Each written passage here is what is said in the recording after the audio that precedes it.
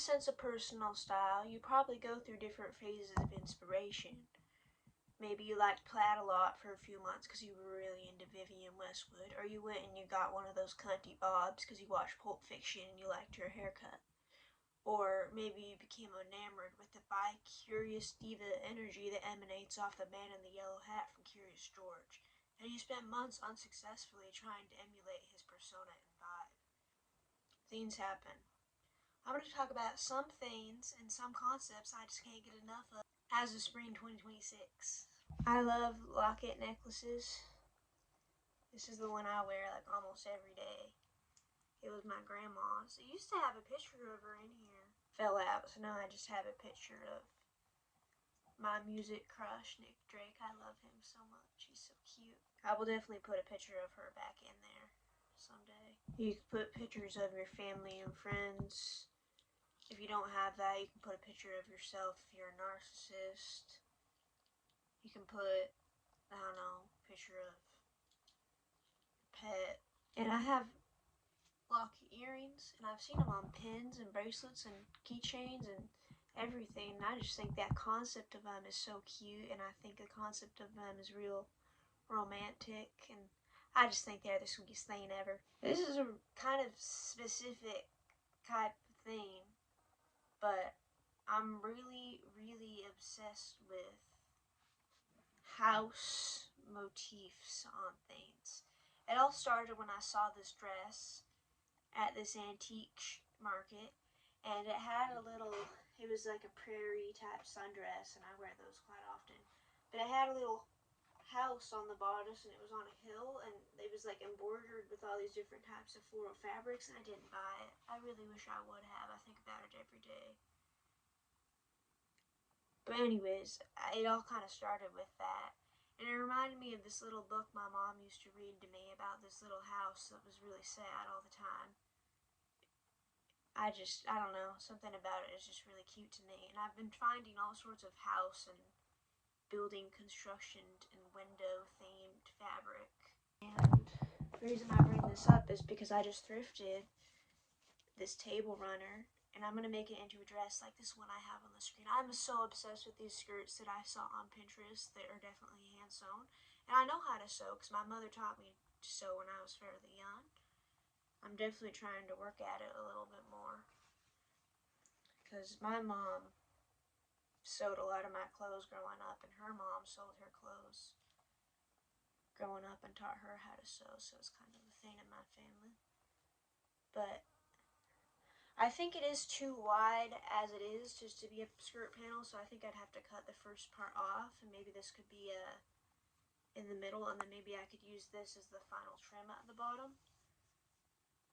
But that's just my idea. I might be crazy. Here's this picture of David BRYNE and the other talking heads dressed as building materials that I think is really cunty.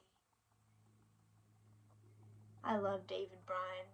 A lot of the talking heads have cool styles, but David BRYNE specifically is just the father of all cunt.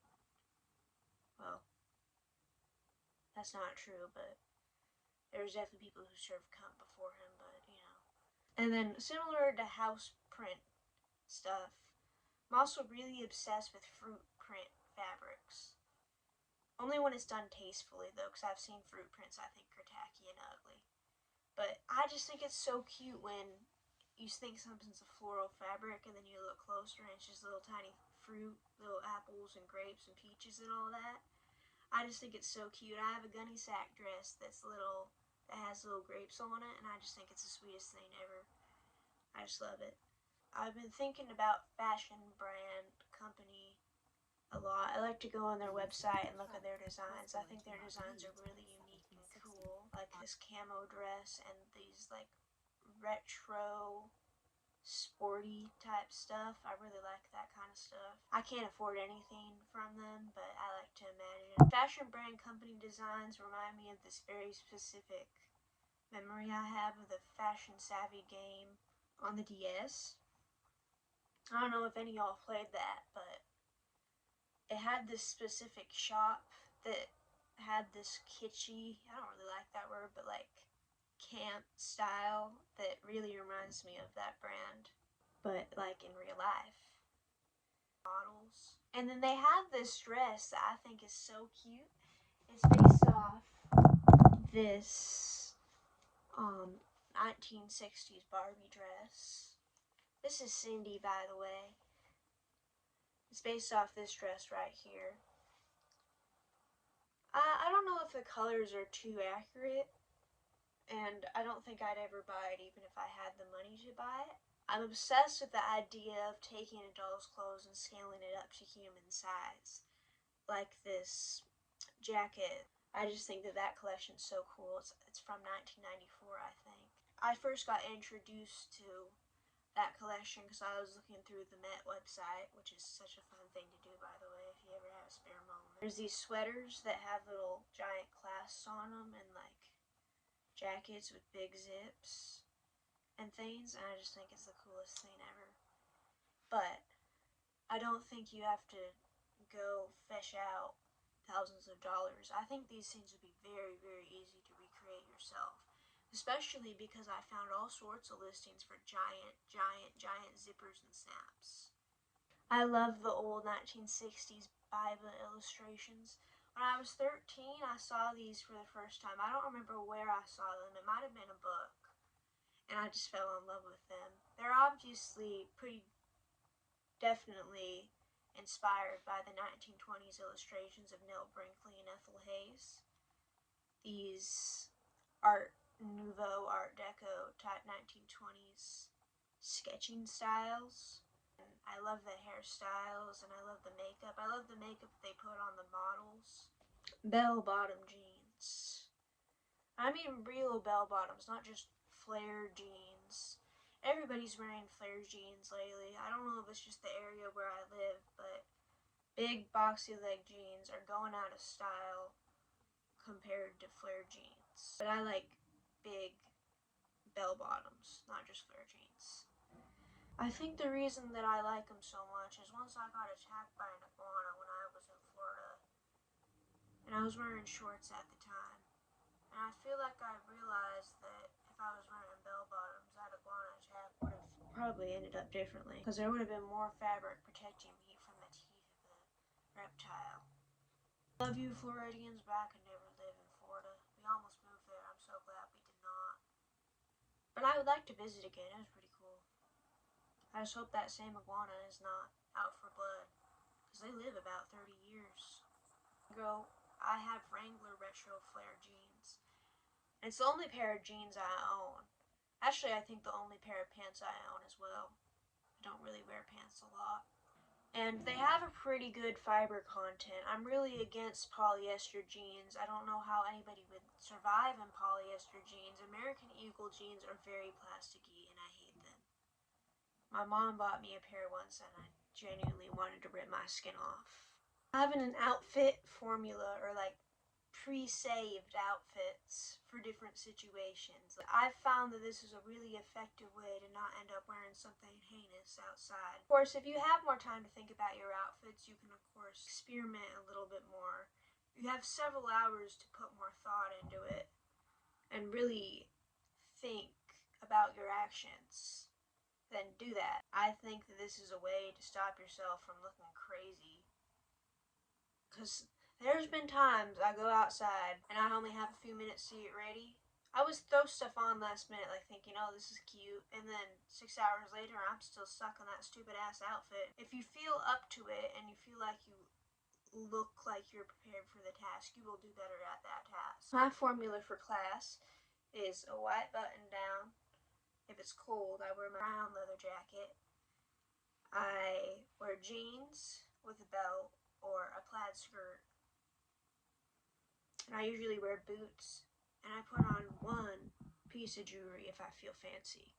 I don't want to over-accessorize, so usually I just limit myself to one. Formula for going outside when it's really hot is either just a sundress and boots, or a t-shirt, a big t-shirt, probably with something stupid on it like Beavis and Butthead or something like that.